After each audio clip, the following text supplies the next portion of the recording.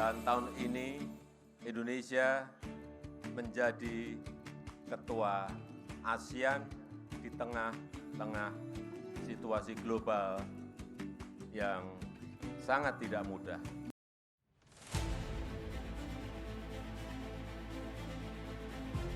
Sangat bangga nama ASEAN semakin wangi sejak diketuain Indonesia. Para pemimpin Uni Eropa mau merangkul Indonesia. Indonesia menerima estafet keketuaan ASEAN dari Kamboja dan akan menjadi ketua ASEAN pada tahun ini. ASEAN harus menjadi kawasan yang bermartabat serta menjunjung tinggi nilai-nilai kemanusiaan dan demokrasi, ucap Presiden Jokowi dalam sambutannya. Presiden Jokowi mengatakan, ASEAN harus menjadi kawasan yang stabil dan damai dan menjadi jangkar stabilitas dunia. ASEAN juga harus berkonsisten menegakkan hukum internasional dan tidak menjadi proksi atau berpihak ke siapapun.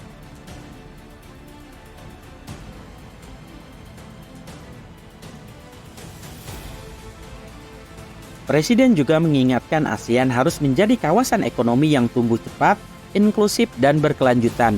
Peningkatan kapasitas institusi ASEAN juga menjadi perhatian Presiden Jokowi agar mampu menjawab tantangan 20 tahun ke depan.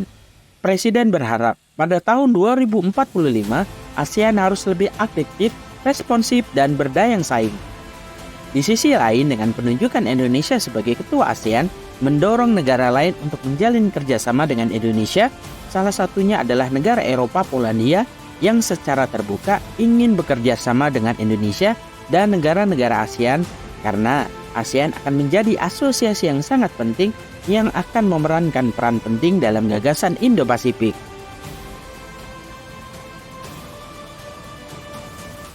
Di tempat terpisah, ASEAN yang sudah bekerja sama dengan Jepang akan memulai babak baru dengan memperluas jangkauan bisnisnya di kawasan ASEAN yang sekaligus pada tahun 2023 menandakan ulang tahun emas hubungan bilateral Jepang dengan kawasan ASEAN, ucap Sekretaris Jenderal ASEAN Mr. Kau.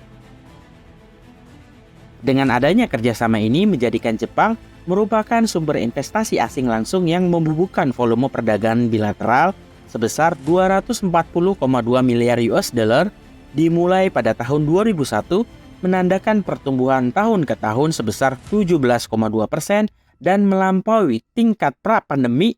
Hal ini juga menjadikan Jepang sebagai mitra dagang terbesar ketiga ASEAN.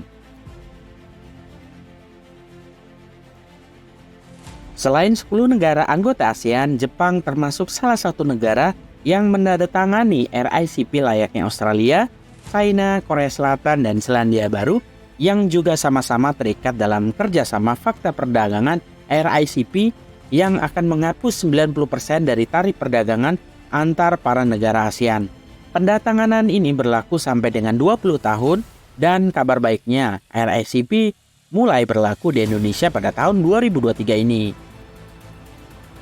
Perlu diketahui berdasarkan informasi dari Bank Dunia melaporkan bahwa 15 negara di bawah RICP mewakili 30% dari populasi global.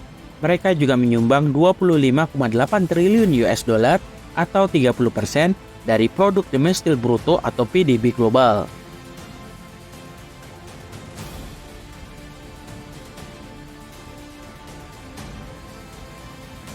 Sidarto R. Sudipyo, Direktur Jenderal Kerjasama ASEAN di bawah Kementerian Luar Negeri mengatakan, pasca pandemi, kawasan harus memastikan dapat pulih di semua sektor pertumbuhan ekonomi, termasuk ekonomi digital.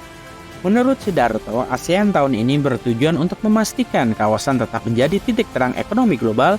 Hal ini untuk menjaga kestabilan pertumbuhan ekonomi blok Asia Tenggara tersebut. Tahun lalu kita bisa lalui, tapi tahun ini harus kita pertahankan karena ASEAN memiliki modal besar dengan lebih dari 600 juta orang. Dan ini yang perlu kita pertimbangkan, bahwa dari sudut pandang investasi global, ASEAN adalah sebuah titik terang bagi kaum perekonomian, kata Sidarto.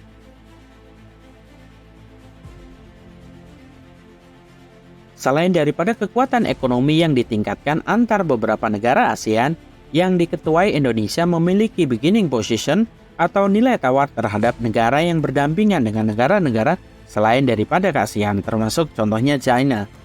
ASEAN di bawah kepemimpinan Indonesia berencana untuk meningkatkan negosiasi pada kode etik atau COC di Laut Cina Selatan.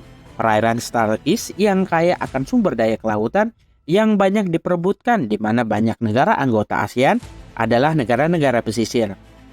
Para menteri luar negeri ASEAN pada hari Sabtu berkumpul di Sekretariat Jakarta sekali lagi untuk membahas peningkatan kerjasama secara internal maupun dengan mitra dialog.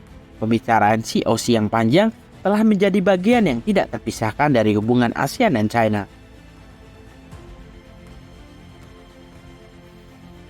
Menurut Menteri Luar Negeri Retno Marsudi sebagai Ketua ASEAN 2023, Indonesia berencana untuk menjadi tuan rumah lebih banyak ruang dialog seperti di AOC. Dengan rangkaian pembicaraan tahun ini dijadwalkan pada bulan Maret, komitmen anggota untuk menyelesaikan negosiasi COC segera mungkin sudah jelas, mengingat kebutuhan untuk melacak COC yang sangat substantif, efektif, dan dapat ditindaklanjuti, kata Retno pada wartawan tak lama setelah retret menteri kelompok tersebut. Pada tahun 1992, negara anggota ASEAN mengeluarkan deklarasi untuk menyelesaikan sengketa di Laut Cina Selatan dengan cara damai. 1 dekade kemudian, China dan ASEAN menandatangani deklarasi perilaku DOC di Laut Cina Selatan. Di bawah DOC, para pendatangan berjanji untuk menahan diri dari melakukan kegiatan yang dapat mengganggu ketentraman dan ketertiban kawasan seperti mendiami pulau-pulau tak berpenghuni dan lain dan sebagainya. Dokumen tersebut menyuarakan adopsi COC untuk lebih mempromosikan perdamaian dan stabilitas kawasan.